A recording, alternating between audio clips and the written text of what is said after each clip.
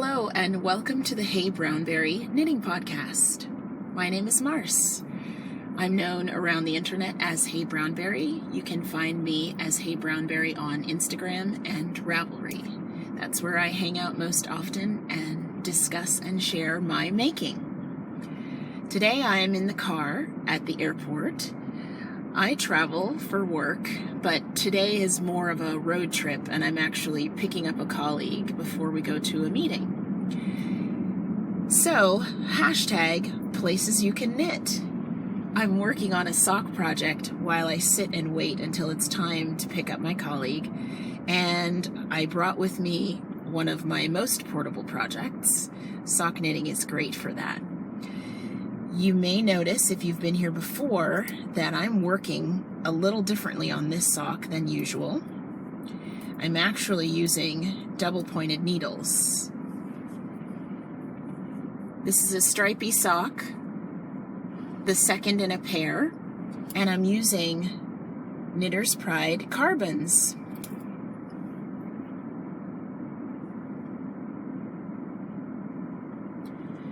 These are a US size 0, a 2.0 millimeter needle, and I'm actually cruising along on these socks using these double points. So I guess we've jumped right into works in progress.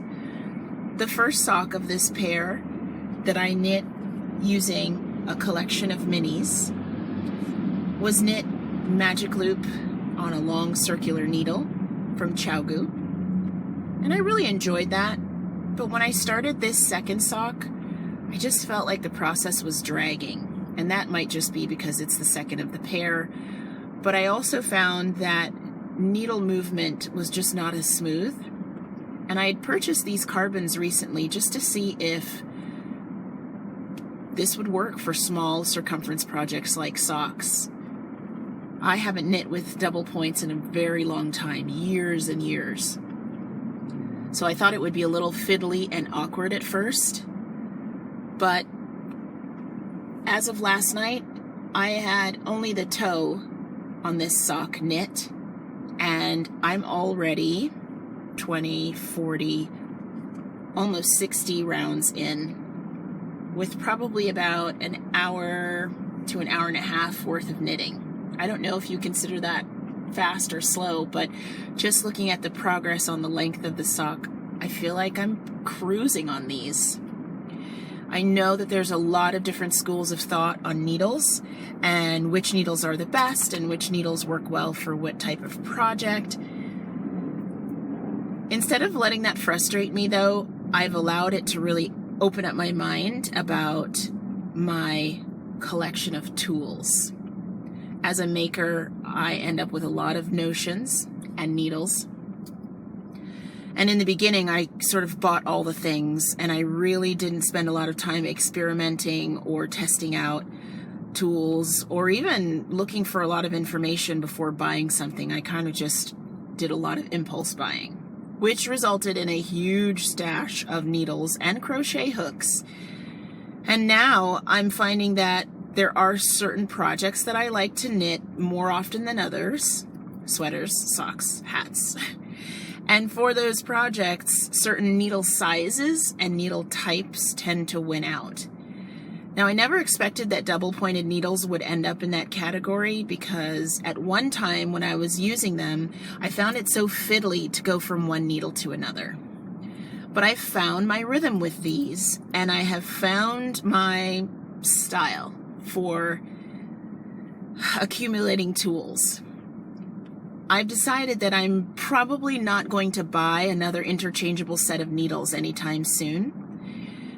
One reason is that I typically use needles that are a size 6, US 6, 4.0 millimeter, down to a 00, US 00, very tiny needles for my sweaters, socks, and hats. Occasionally I'll use a size US 7 or US 8 5.0 millimeter needle, but not as often as the smaller sizes. So I've been able to buy one interchangeable set from ChowGoo of those smaller needle sizes, but I don't see myself buying a full set of needles that goes all the way up to a US 13, 14, or 15, for example. I also have decided that I need to knit as often as possible with needles that match the yarn I'm using. With an interchangeable set or only one brand of needles, I've been limited when I try new yarns. One of the things I'm doing on my making journey is experimenting with different yarn bases from multiple sheep breeds, different yarn blends. And in my projects, I find that if I use metal needles all the time, invariably I'm going to come across a yarn type where metal needles are too slick or too slippery. There was a time when I switched to just knitting with wooden needles, and then I would find that the drag was not good for a certain yarn blend. All of those things impact my enjoyment of a project. Do you find that too? I can be stubborn about that, meaning sometimes I will get very far into a project before I really acknowledge that the needles and the yarn do not match. I'm having to do extra pulling. The yarn isn't flowing through my hands the way I'd like it to, or my gauge is completely off. All of those things have now taken a higher priority in my decision-making process. So what that means in terms of stashing and purchasing and my toolkit for making is that I'm going to have a mishmash of different types of brands, materials, sizes, and I'm okay with that. As always, I love connecting with those of you who watch this podcast. So feel free to use the comment box below to talk to me about your needle philosophy. Tell me what type you prefer to use for certain projects. Are there strong feelings for you about buying needles as a set versus going ad hoc like me? Have you recently switched needle types? And if so, what's been your experience? Share with me anytime. I hope to finish these socks by the end of this week. For one, I'm adding them to a gift box, so I can't say who they're for because the person may watch this podcast. And two, I'm 8 days away from going to the Edinburgh Yarn Festival. What? As Amy Beth the Fat Squirrel would say, what? March is already here. The festival is a week away. I have not packed. That surprises no one. But I will be packing in a few days. And in my next segment, I want to share with you a little bit about my festival planning. This episode features a bit of festival prep, and I hope you won't mind sharing that process with me.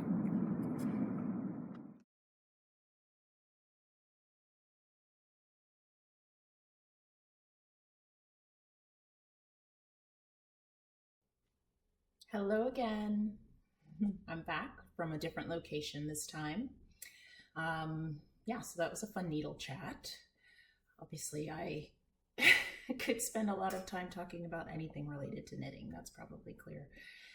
And I'm very interested in your feedback on some of those topics, as always. I wanted to get a small segment out before leaving for my upcoming trip to the Edinburgh Yarn Festival. If you haven't heard of it, the Edinburgh Yarn Festival takes place in Edinburgh, Scotland, in the UK. So I'm taking a transatlantic flight over to Scotland in 3 sleeps. We refer to things in sleeps here at my house because when I travel, it's just an easy way to think of how close we are to being back together. So I'll often tell my girls I'll be back in 2 sleeps. But in this case, I am getting on a plane in 4 sleeps, correction. And of course, I am faced with the lovely challenge of packing for, first of all, an international trip, and secondly, for a fiber-related event. It's my first time attending EYF, and I'm beside myself with excitement about it, as you would expect, mostly because the knitting community, the making community for me is global. And this is a reminder of that, to travel to another country and know that I'm going to be able to see and squeeze my friends from all over the world is what I'm most grateful for. But before I get to do any of that, I have to do the practical things like packing clothes and of course packing projects. So I wanted to share a little bit with you about my preparation and my thought process before I actually start putting things into bags. Most of you who are makers and have traveled understand how important it is to plan out and choose your travel projects. In this case, I have very long flights to and from, and I know that I will have a great companion in Maria of Ninja Chickens for traveling, and that's someone who won't mind if I knit for hours if I choose on the plane, because she'll probably be doing the same thing. So I've been thinking a lot about the projects that I want to bring for the travel part of my trip, as well as for the time that I am in Edinburgh. Obviously, it's a knitting and fiber focused festival, so if I wanted to wait until I arrived there to pick up some wool and some needles and start a project, I could do that. But a lot of the time spent there will be sitting and knitting, having some coffee or tea with my friends. So I want some social knitting. I call social knitting things that don't require that I look down at the project the whole time, or don't require me to have, for example, a lace chart or even a color work chart to follow. So things like stockinette fit that bill pretty well, or even a sock or something that has a little bit of patterning but doesn't require that I reference something is good social knitting. So my planning has been centered around things that I can transport easily and work on. And honestly, I look at this as an opportunity to make a lot of progress on some of my WIPs, my works in progress, because it's a long stretch of time. I will be in Edinburgh for a week, and I don't normally get an opportunity to spend that much time just making and relaxing and also interacting with people. So I'm trying to be very thoughtful about those projects. As with anything, I'd love to hear how you guys plan this out, but here's what I've come up with so far. The project that I'm bringing, I think on the surface might not seem like one that's portable. I want to give a shout out to Bree of Stitchzilla for this bag, which I've turned into a sweater project bag. It's not huge, but it surely works for what I need. I say that this project might not be considered one that's traditionally portable because it is a sweater project, and normally sweaters at a certain point get so big that you don't necessarily want to lug them around. You'd rather just be stationary and have them in your lap. But this project is a remake of something that I previously finished. It's my breathing space sweater.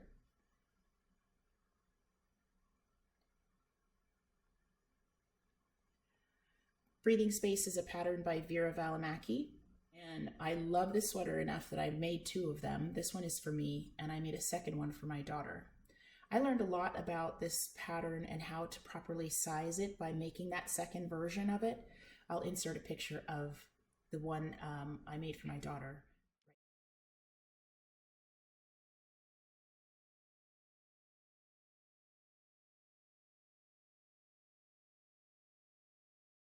That sweater is one that she's worn very often. It fits her really well, and I learned that I really just need to be willing to do the math and do the work to size things properly, because my version is way too big. I love the yarn that I used, which is Sweet Fiber. It's a single base superwash wool. I love the shape of the pattern. It fits me very well. It's raglan top down, and I got a chance to really work on two row stripes, but the overall body of the sweater was way too big. I decided I was gonna reframe, that's my hashtag for 2018, reframe this project. This sweater sat in my closet for a long time and I was not wearing it because it didn't fit well, and that doesn't sit well with me. That feels wasteful of my time to knit it, and also wasteful of this material because it feels amazing on and should be worn. So I cut off, I think I estimated that I cut off about 7 inches of the bottom.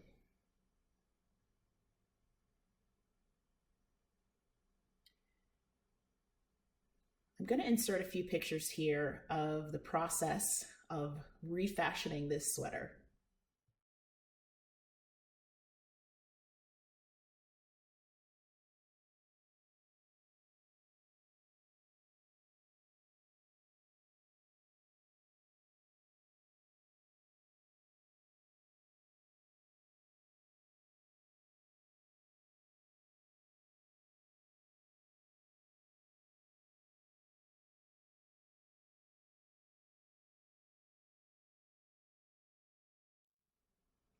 In those photos, you can see that I just went for it.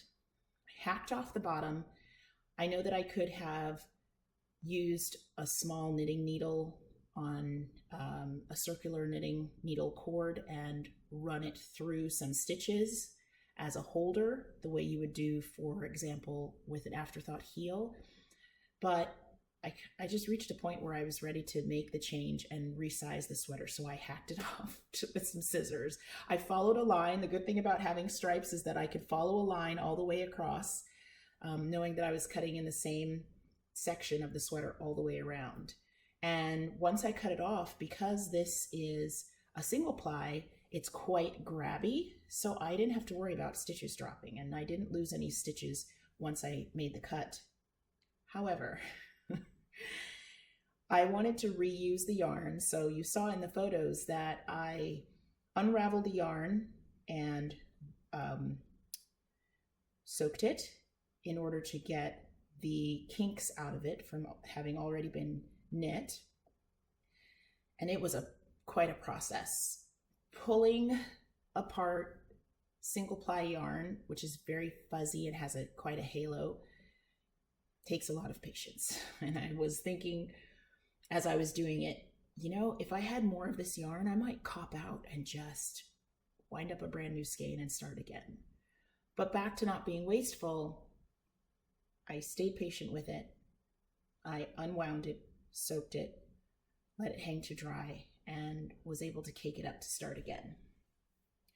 So that's what I've done. I picked up stitches onto the needle. I have yarn cakes for the stripes, and I went back and did the math that I should have done to begin with, which is to say, I figured out the size that I want in the sweater body. I figured out the shaping that I wanted to keep the A-line of the original design, and I figured out how many stitches I would need to decrease based on my gauge to bring the sweater down to a more narrow gauge without making it look wonky on the sides and without taking away that nice A-line shape that's created by the short rows at the top of the sweater. So far, so good. I'm really happy with where I am. I know that once I wash this, you won't be able to see very clearly where I went from the pretty, already washed and blocked section to this more open, kind of lumpy, bumpy section that's unblocked. This washes up really well, and I will be able to hide a lot of that re-knitting with a good wash. So I'm happy to have this on, and I'm taking it with me to Edinburgh for 2 reasons. It's a very easy knit from this point on. Sleeves are done, the shaping has been figured out, and I'm knitting down the body until I get to a solid color band at the bottom, similar to this end of the sleeve, and ribbing on the bottom of the body. I've already done all of that 2 times before, so I know exactly what's coming, and it's just a matter of managing my stripes. If you go to my Ravelry project page for this project, I linked some different methods that I tried for managing your stripes to avoid a jog. So this is the underarm of the sweater, and this is the point at which I switch from the dark gray to the lighter gray. And you can see there are some jogs being a bit of a hitch when you finish with one color and begin another. They don't necessarily line up very nicely. And it took me a lot of experimentation to figure out what method worked well. What I'm doing right now is on the first row of a color, I just put one yarn over the other. For example, if I was beginning with this dark gray, I put the color I'm leaving behind over top of the color that I'm starting, and I begin knitting with the new color. On the second row, for the second stripe, I'm slipping the first stitch from the previous row, and then I continue knitting with the new color. Now that seems to be working pretty well. I'll show you where I am here in my most recent set of rounds. So again, it's unblocked, so it's not perfect, but if I lay it out flat, the colors are pretty much lining up. It's good enough for me. I feel like I'm doing better at that than when I first started and the colors were really off from each other. You can see like these rows do not line up at all. And then here they line up a lot better. My Ravelry project page has several examples and links to tutorials where people have posted videos about how to manage your stripes and avoid the jog. So hopefully you find one that works for you if this is something you're thinking about or working on. This is the perfect project because it's all stockinette in the round until the bottom twisted rib. I have all the yarn that I need. I know the pattern. I don't have to look at it, so I can chat and ooh and ah over other people's knitting, and it fits pretty well in a bag of this size. There are those two small skeins plus another large skein of the main color in here, and you know, wool is squishy, so I'll be able to get it into my bag and then easily carry it around with me while I'm in the corn exchange at EYF. My second project involves a special collaboration that I want to show you. I had to run and go get it from my packing pile. I make a packing pile so that I can see exactly what I think I'm going to be able to get into the bag. And usually what happens is I start paring down and taking things out because once it's all in front of me, I can't ignore overpacking. So I wanted to grab this to show you, and then it will go back in the packing pile. My travel companion for the trip is Maria of Ninja Chickens. Many of you may know her, and if you don't, please go and find her here on YouTube. She has the Ninja Chickens channel, and she's also Ninja Chickens on Instagram and Ravelry. And I'm really excited to have an in real life friend and a fiber friend to travel with, so we thought it would be special to commemorate this trip by collaborating on a project. We're using a couple of yarns. This is an eco-printed sock blank. Hopefully you can see the different leaves and stems and botanical prints. So this botanically printed sock blank has some madder dye, Saxon indigo for the color, the background color, which is just a blue that I'm crazy about. In real life, it's a bit more bluish green than you're seeing it now, but it's lovely. And then it's printed with eucalyptus, roses, and maple. So thanks to Maria, I can now identify some of these leaves. Like I see a maple leaf in there, and the eucalyptus leaves. So they give a really nice subtle color, and we decided we would do a twinsy project where we'd use one of Maria's yarns and one of our Dynamics yarns.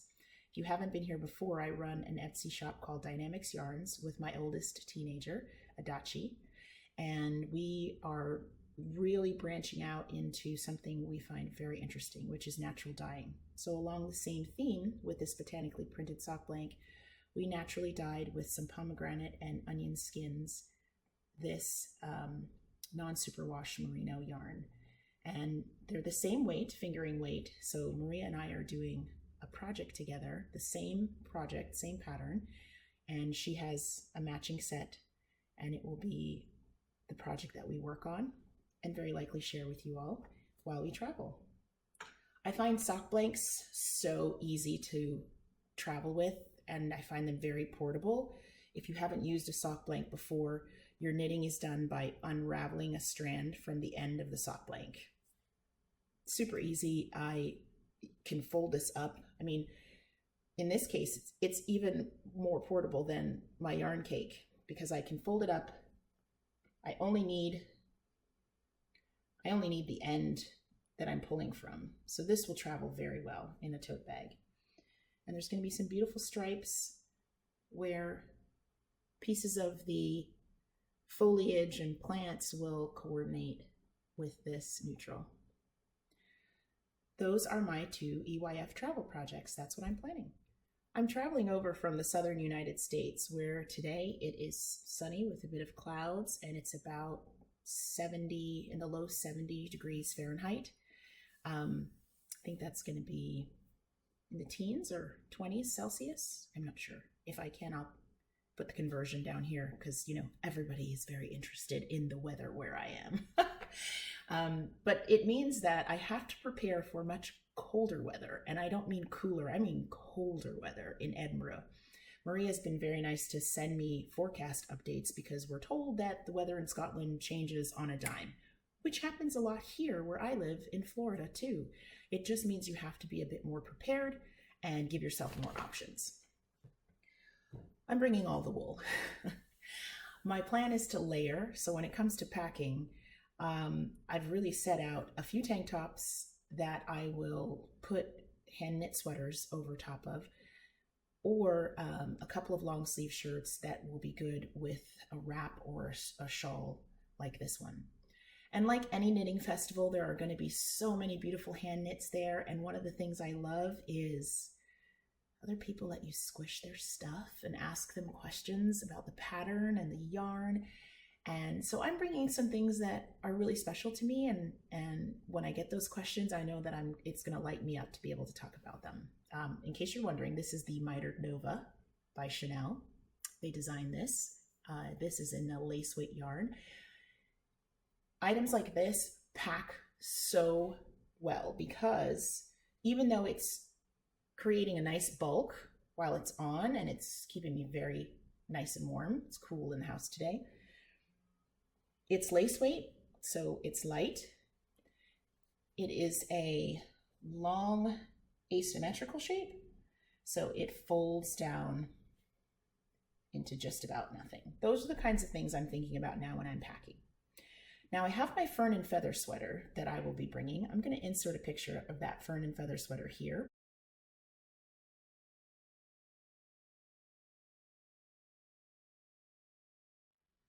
A group of us kind of put together our own little sweater knit along. Patricia P4 Chen of the Knitography vlog, Jess, she of the greatest website for fiber folk ever, Ravelry, and Kate, she is Kate of Hawthorne Cottage, and Maria and myself fell in love with the fern and feather and decided we would all knit that sweater really for Edinburgh. We all love the sweater anyway, but because we were going to be at EYF together, we thought it would be great to use that as our deadline. And I think by this time that you see it, we'll all have finished that sweater. And our plan is to meet up while we're there and take a picture together. So of course I will share that with you, most likely on Instagram. And bringing woolies like that does take up more space, but I know I'll wear it probably more than once. I love the idea of having something in common with a lot of other people there because you'll recognize each other, and you know, something as simple as a color work yoke is a connection that you make immediately with another person. So I'm really excited about that. I'm bringing at least 3 sweaters at the moment. That's the plan. When I'm thinking about packing, space is obviously a priority. I travel a lot for work. I'm in sales and I travel all over North America, and I do go to different climates. So I've learned that you really have to be practical about the number of things you bring, because quite honestly, when it's cold, I'm less concerned about having a lot of different outfits. A friend of mine, John of the Beardy Chill podcast, said I mentioned that my friends there will probably see me in the same outfits at least a couple of days while we're there because I'm trying to pack light. And he said, Marce, we don't care if you come in a sweater made of grocery bags. It's just going to be great to see you and hang out with you. I'm paraphrasing, but I thought that was so funny because that's really my experience. It's less a fashion show and more of just a pride in making. So even if I wear the same sweater, the same shawl, a couple days out of the week, no one's really going to care about that. So I'm packing with that practical view where I can save space. I know I will be buying things at Edinburgh. I have a list of criteria that I plan to stick to for my shopping. I didn't hesitate because I'm not sure about sticking to it. I was trying to find the word. I'm actually going to share that list with you all because it may be a little different than how you might plan your shopping. So I'll get to that in a minute, but I'm packing all the woolens that I think I'll need, knowing that I can wear several of them over again, but also focusing on the fact that there are projects I'm proud of that I can use in this climate, and I'm going to enjoy talking about them as much as I'm going to enjoy inquiring about other people's projects. Next, I'll share with you some of my shopping plans for the festival. So before I talk about shopping, I just want to give a bit of kudos to Joe and Mika, who are the organizers of EYF, because as a first-time attendee, it has really made a difference for the organizers to have everything really well put together. I signed up for the newsletter, so to be constantly getting updates and feel like I'm going in with a lot of information, a lot of helpful information has been great. They've also created quite a good discussion through the EYF Ravelry group among people who are attending and also the exhibitors and vendors. They have really fostered some good virtual community, and I was able to go in there and find out about the surrounding area for the festival and get some ideas about other things to do other than the festival, and then hear directly from the exhibitors what kinds of things they'll be bringing, which is helpful when you're making a shopping list. I've been to several knitting related or fiber related festivals before. I've gone to Stitches South, Stitches Midwest. I have been to several festivals that are really more marketplace focused, so a lot of things to buy and try. And I feel that EYF is a combination of what I'm looking for, which is the availability of vendors with a lot of opportunity for social time and being together with friends. I think the only other thing I would want in a festival is to pet some sheep. I would love to be up close with some sheep, and there are festivals where you can do that, so I plan to do that one day. On the shopping front, I have in the past gone crazy with shopping, come home with a Ziploc bag that's almost my height at 5 feet 6 inches, full of yarn, and not all sweater quantities, single skeins that were just pretty, fibers that it turns out I didn't even like in hand, not very conscious choices. It was just all the pretties, squirrel. Or buying what I saw others buying because it must be good if a lot of people are excited about it. I've come through that phase of my knitting journey, and I'm much more thoughtful and conscious now about my choices. And so I'm going into EYF, and I am definitely going to buy and bring home some things. But I made myself a list that I put here on my phone of criteria. I call them criteria because I didn't make a list of specific vendors or brands. I made a list of types of things I would like to buy. And I made sure that within the list, for example, a yarn or a sweater quantity of yarn might check off several things in the list. So I don't necessarily have to buy 5 different things. I may buy a yarn that fits the 5 criteria. And you'll see what I mean when I share some of this with you. In general, my plan for shopping is to buy more than yarn. So there are vendors there that have fiber for spinning. They'll have books, they'll have notions, there will be patterns, there will be tools. And to be able to see some of those things in person and hold them in my hand or try them or ask questions about them is huge for me. That's not something I get in an online shopping experience. So I'm branching out from just buy all the yarn to get some tools for spinning in particular, and to get some books for reference while I'm at EYF. So that's part of the general list. Some of the vendors that are going to be there selling yarn specifically, I know, and some of them I don't. So my shopping list leans towards yarns I haven't tried before. I've given myself a couple of themes, so locally dyed yarn, and when I say local, I mean UK local, so not necessarily Edinburgh dyers, but British yarns, yarns from different areas in the UK. Yarn for color work. I would like a sweater's quantity of yarns for colorwork sweater plans. On that note, I am trying to shop from my Ravelry queue, which I try to keep under 20 items and to be realistic. So I do have plans for a solid color sweater for my hubby, which is the Ranger by Brooklyn Tweed. So I'll be looking for a sweater quantity in solid, as well as a sweater quantity for me for color work, which will very likely mean a good amount of yarn in a single color and then 1 or 2 contrasting colors. Just referring to my list. I'd like to make some colorwork mittens, so that will be a smaller quantity of yarn, again, probably in 2 colors, and within that selection, I'm hoping to try a yarn base that's brand new to me. In the last year and a half or so, I've been exposed to so many different sheep breeds, Rommeldale and Corriedale and Romney, and so many things other than merino, which has been amazing. Going from North America over to the UK, where a lot of these breeds are more common, I'm really excited about being able to see and feel and ask questions about those other breeds and find out which ones are good for sock knitting, which ones are better for sweater knitting, according to the dyer or the producer, which ones pair together well.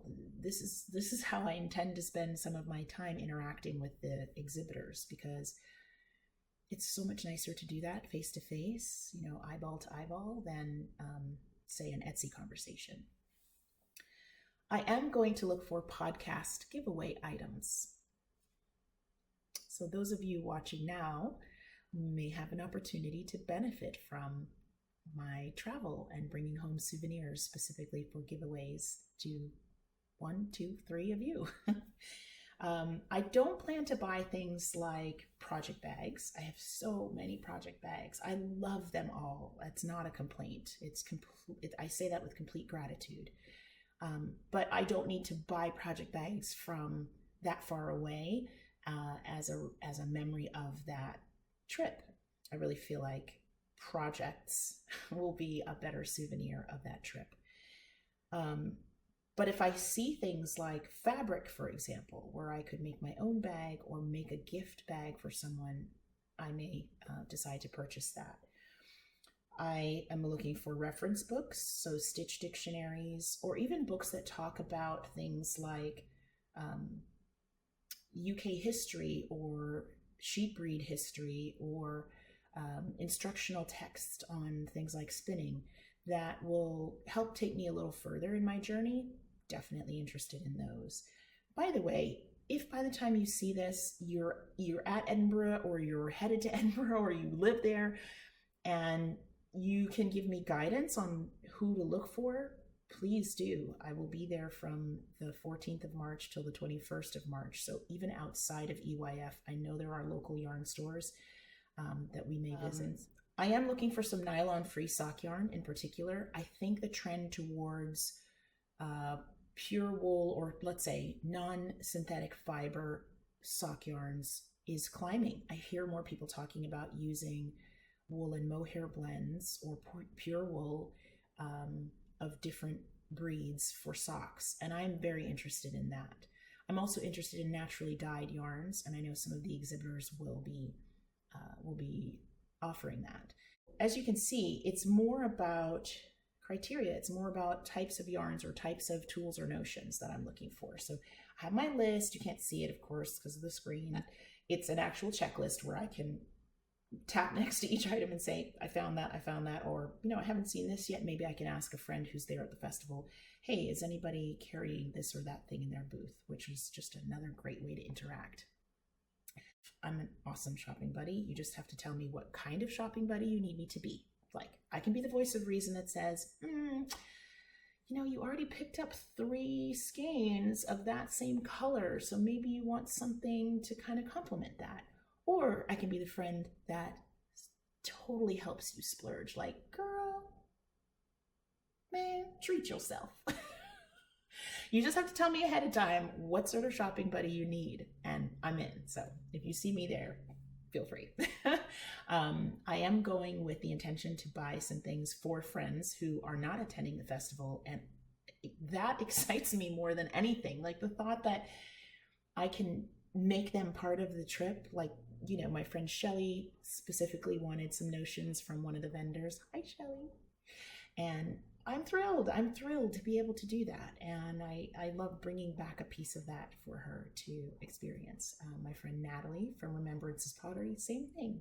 Hi, Natalie. I want to give them a little piece of the good time that I had there. So that makes me really happy too. I don't mind at all. There will be room in the suitcase.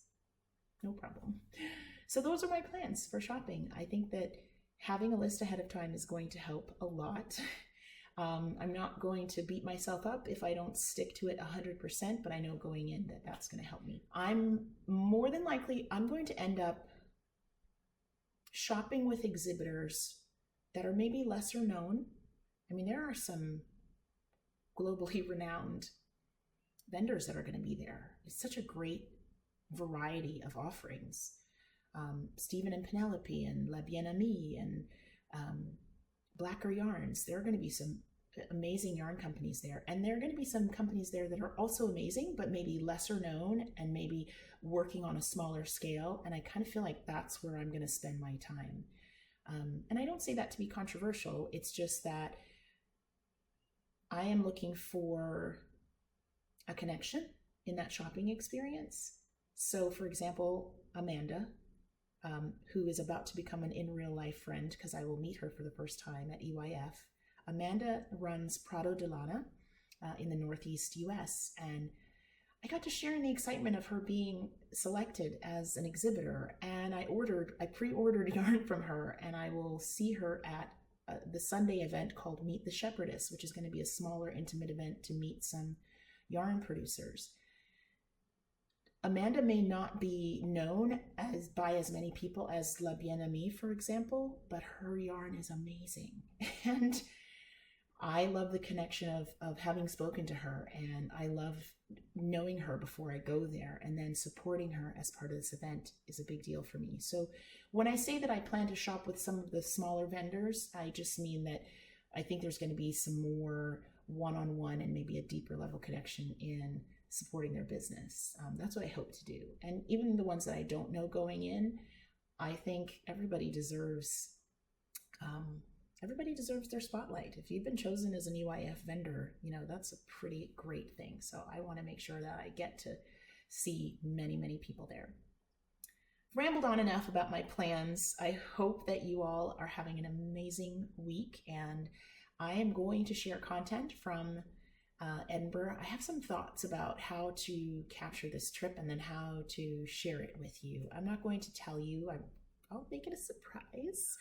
I will say that I've watched podcasts from previous festivals and enjoyed them. Got great ideas and inspiration about how to encapsulate, what's a pretty big thing, and then put it back out into the world.